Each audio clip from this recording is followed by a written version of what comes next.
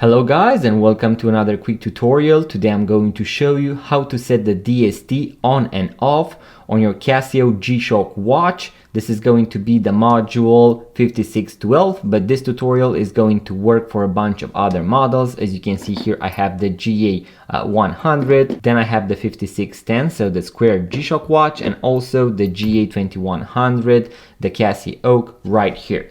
So this tutorial is going to work for all of these that you see.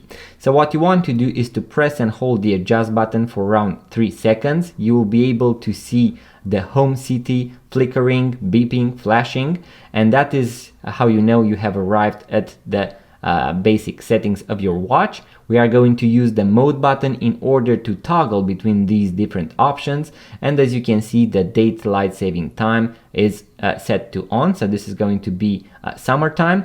I prefer to leave it at off, and you can press the forward button in order to switch it to off.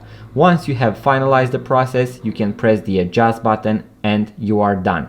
The DST is now off. Now when you set the DST function, something that you want to know is that after you have changed it from on to off or from off to on, your time is going to change by 1 hour. So make sure to also set the time in case you do not have the correct time and date set, guys.